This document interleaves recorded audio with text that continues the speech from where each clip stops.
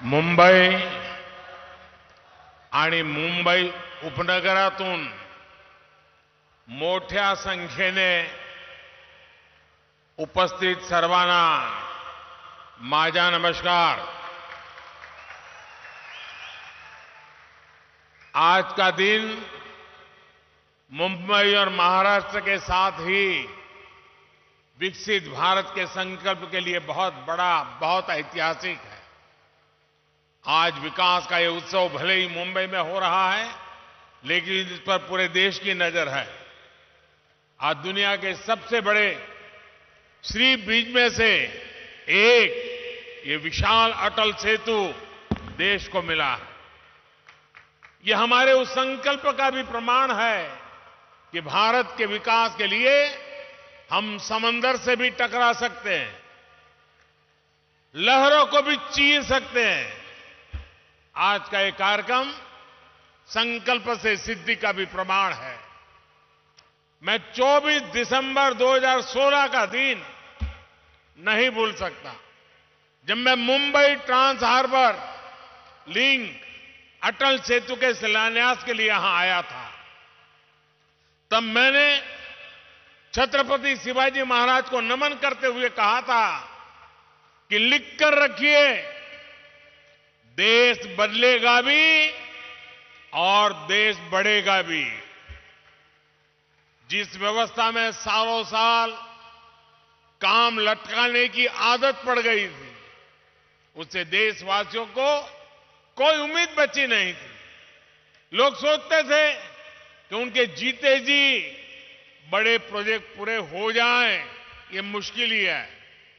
और इसलिए मैंने कहा था, लिख कर रखिए, देश बदलेगा और जरूर बदलेगा। ये तब मोदी की गारंटी थी।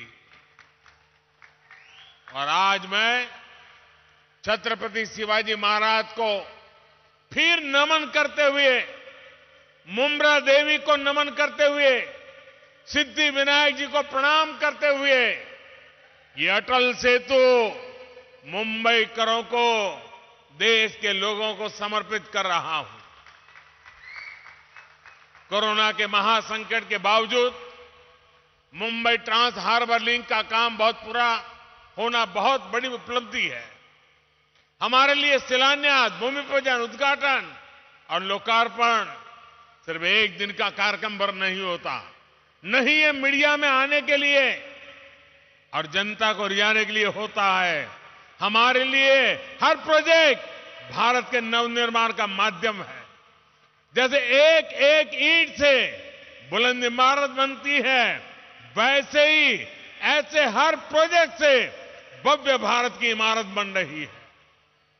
साथियों, आज यहां देश के मुंबई और महाराष्ट्र के विकास से जुड़े हुए 33,000 करोड़ रुपए के प्रोजेक्ट का शिलान्यास और लोकार्पण हुआ है।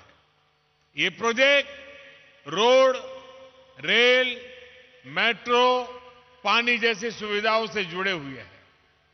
आज व्यापार जगत को मजबूती देने वाली आधुनिक भारत रत्न और नेक्स्ट वन बिल्डिंग भी मुंबई के लिए को मिली है।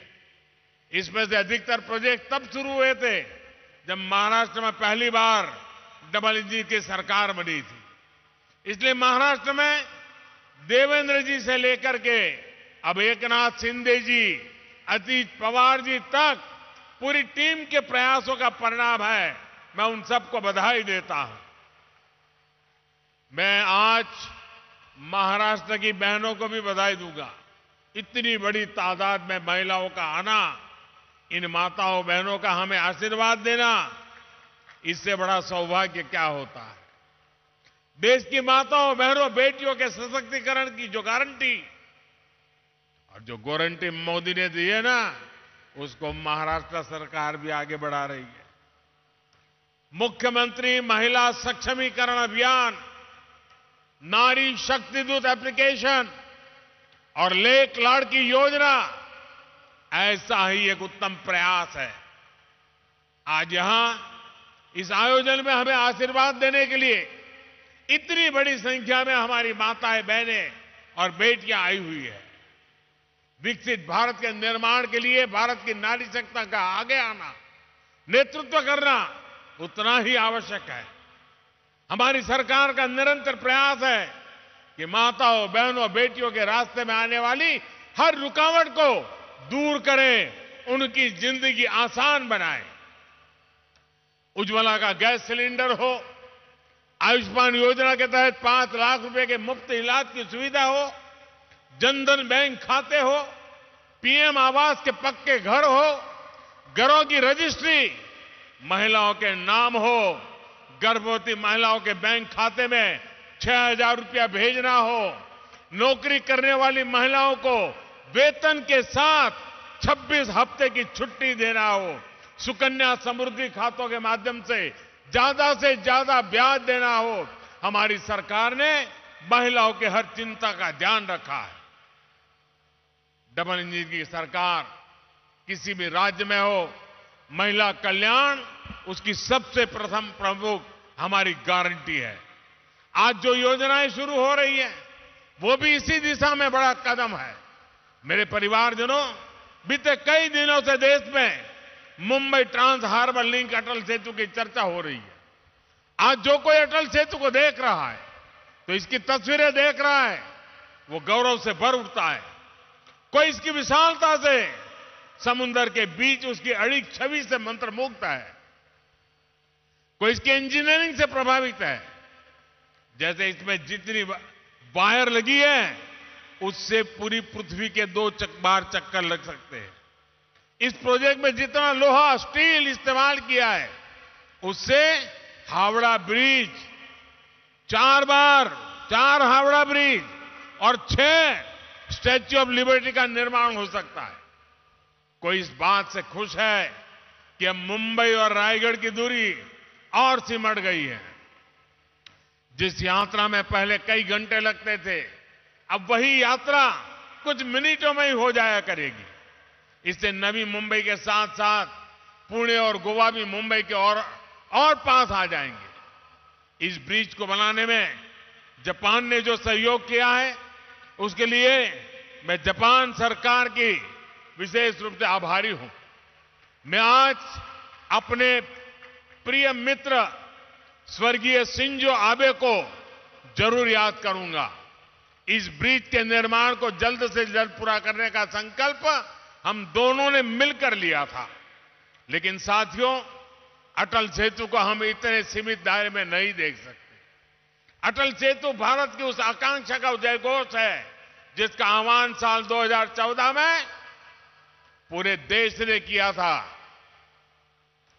जब मुझे चुनाव की जिम्मेवारी दी गई थी, तो 2014 के चुनाव के कुछ समय पहले मैं रायगढ़ किले पर गया था। छत्रपति शिवाजी महाराज की समाधि के सामने बैठ करके कुछ पल मैंने बिताए थे उन संकल्पों को सिद्धि में बदलने की, उनकी इच्छा शक्ति, जनशक्ति को राष्ट्र शक्ति बनाने की उनकी दृष्टि थी। सब कुछ मेरी आंखों के सामने और आशीर्वाद बन करके आया था। उस बात को 10 साल हो रहे हैं। इन 10 वर्षों में देश ने अपने सपनों को सच होते देखा है, अपने संकल्पों को सिद्धियों में बदलते हुए देखा है। अटल सेतु इसी भावना का प्रतिबिंब है। युवा साथियों के लिए यह नया विश्वास लेकर आ रहा है। उनके बेहतर भविष्य का रास्ता अटल सेतु जैसे आधुनिक इंफ्रास्ट्रक्चर से होकर ही गुजरता है। अटल सेतु विकसित भारत की तस्वीर है। विकसित भारत कैसा होने वाला है, उसकी एक झलक है।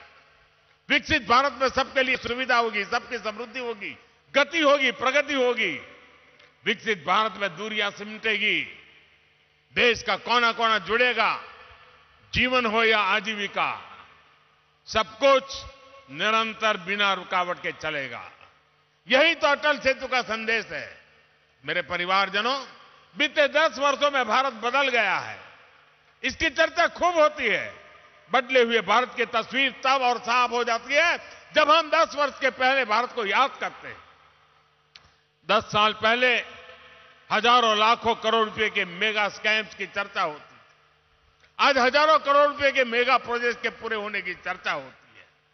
सुशासन का ये संकल्प देश भर में दिख रहा है।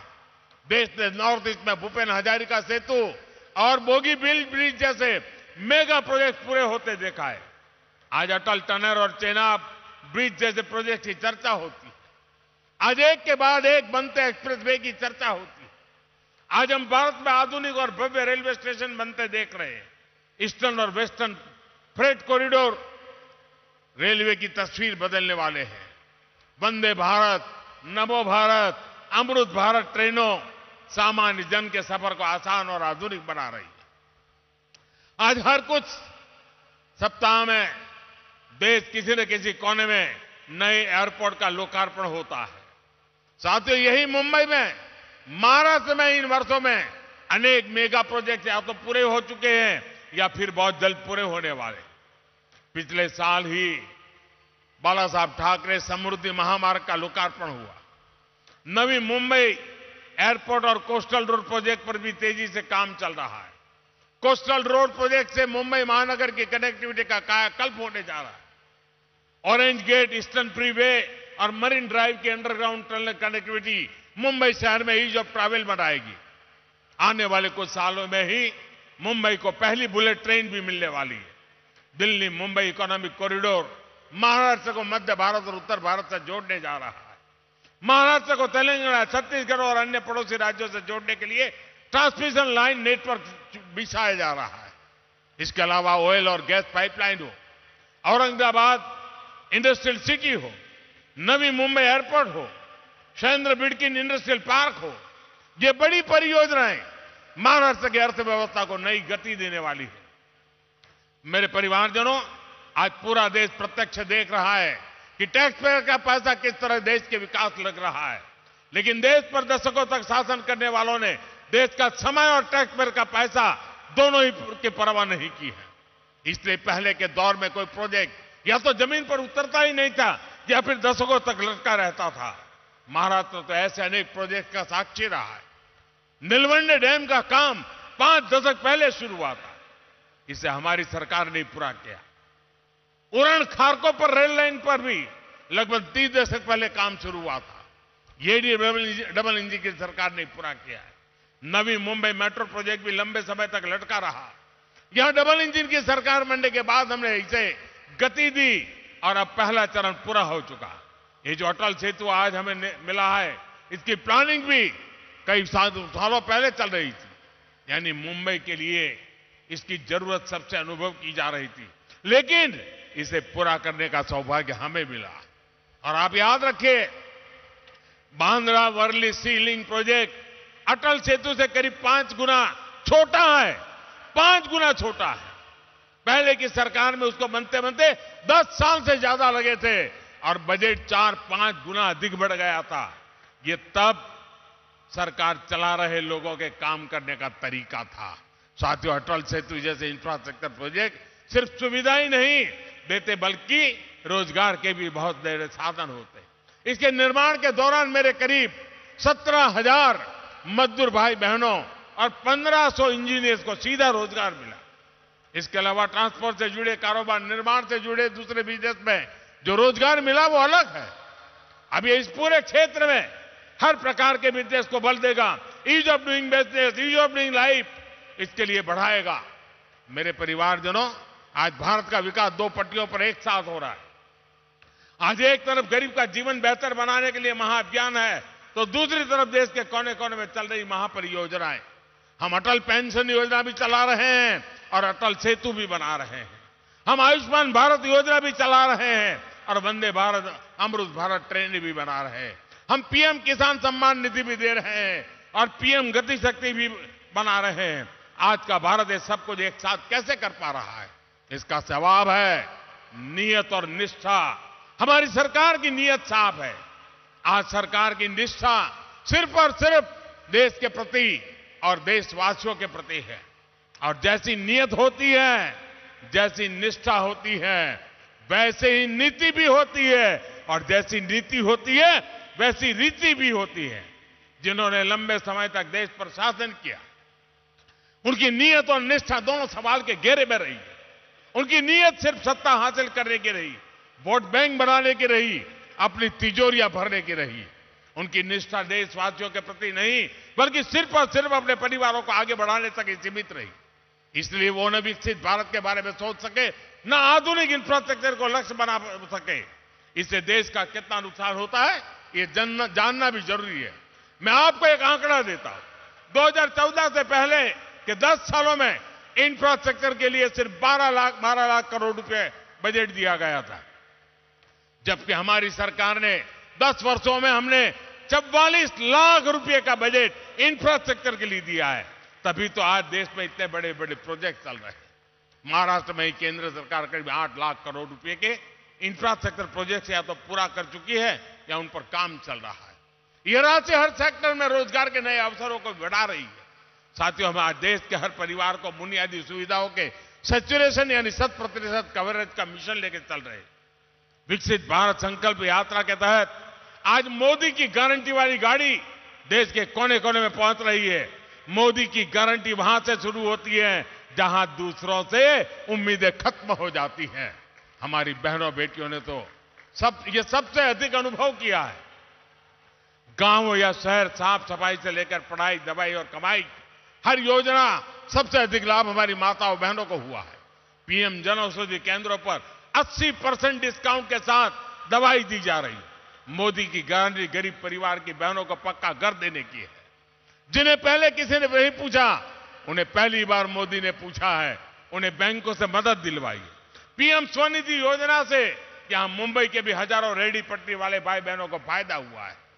हमारी सरकार महिला सेल्फ हेल्प ग्रुप को भी मदद दे रही है। बीते कुछ सालों में हमने बहनों को लखपति दीदियां बनाई है और अब मेरा संकल्प है आने वाले सालों में 2 करोड़, यह आंकड़ा सुनकर के कुछ लोग चौंक जाते हैं, 2 करोड़ महिलाओं को मैं लखपति दीदी बनाने का लक्ष्य लेकर के चल रहा हूं। महाराष्ट्र के एनडीए सरकार ने जो ये नया अभियान चलाया है, ये नारी सशक्तिकरण में बहुत बड़ी भूमिका निभाएगा। मुख्यमंत्री महिला सक्षमीकरण अभियान और नारी शक्ति दूत अभियान से महिलाओं के विकास को नई गति मिलेगी। मैं आपको विश्वास दिलाता हूं, डबल इंजन सरकार महाराष्ट्र के विकास के लिए ऐसे ही समर्पित भाव से काम करती रहेगी। महाराष्ट्र विकसित भारत का एक मजबूत स्तंभ बने, इसके लिए हम कोई कसर बाकी नहीं छोड़ेंगे। एक बार फिर आप सभी को इस नए प्रोजेक्ट के लिए मैं बहुत बहुत बधाई देता हूं।